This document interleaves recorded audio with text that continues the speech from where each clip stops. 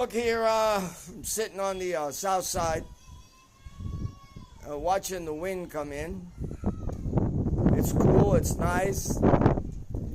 Clouds are pretty dark. And you know, those kind of clouds, they're nicely full of water. They're low-lying clouds. They're the monsoon types clouds.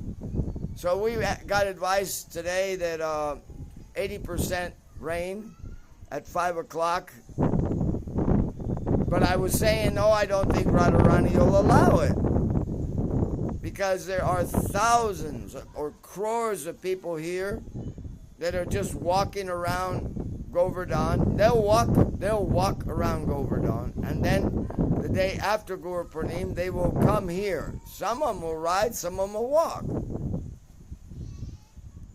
So people would say, oh, that's pretty difficult. It's 20, they say 21, it's 23.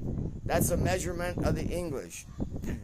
So, and that marker's right after Kusum Sarovara. So it's 23 around, okay? And then to get back up here, it's, let's see, 16 kilometers plus about 22 kilometers from Govardhan to here. So, you know, that's another 22 kilometers. And you get up here to Vrindavan. And then you go around Vrindavan. And that's about 11 kilometers. And then if you want to go over to the Mathura, then you go over Mathura. Why am I saying all this? Well, it is said that Sanatan Goswami would do that route. He would start right here from his temple, Madan Mohan, go down to Govardhan, and many times go Dandotri around Govardhan. And then after doing that Dandotri around Govardhan, walk over to Mathura. Now, Govardhan, Mathura, that's 19 plus about 4, I think. So it's 23 kilometers just to get to Mathura. And then you go around Mathura, and then he would come that way. He would do it in that way, like a counterclockwise way.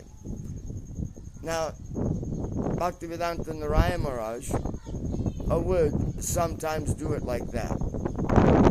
Because in the times that he was here, there was no official, traffic. There's no official traffic. There was hardly anybody coming down to Govardhan and going around Govardhan or something like that. Not like it is now. So for an Ekadasi, he would get up early and go to Govardhan, go around Govardhan. Then after Govardhan, go back up to Mathura. And then after Mathura, go over to Vrindavan and go around Vrindavan. That's with his route.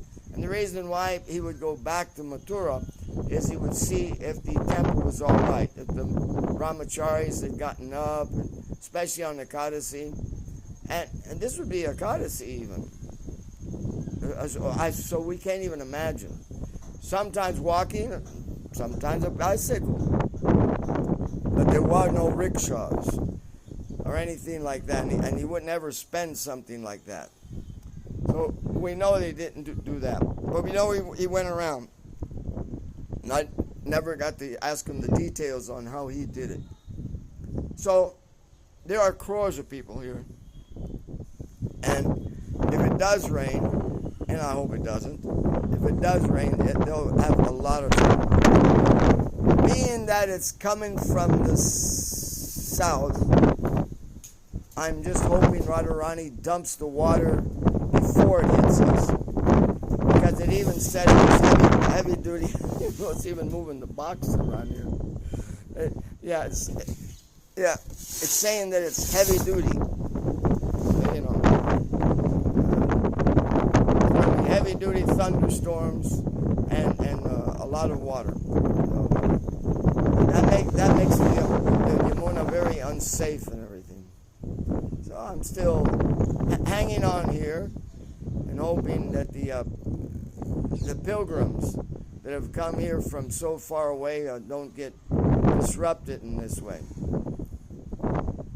because it's really cool and it's so nice to walk in something like this.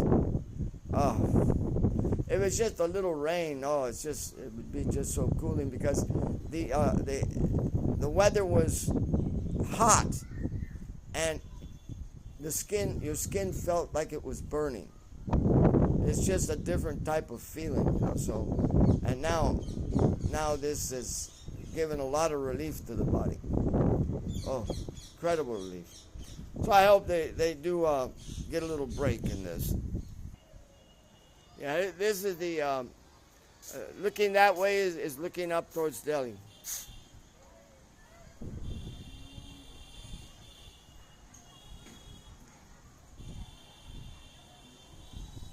Nature just acts in a different way in this area. Perhaps further south from us, everybody got drenched with the heavy rains.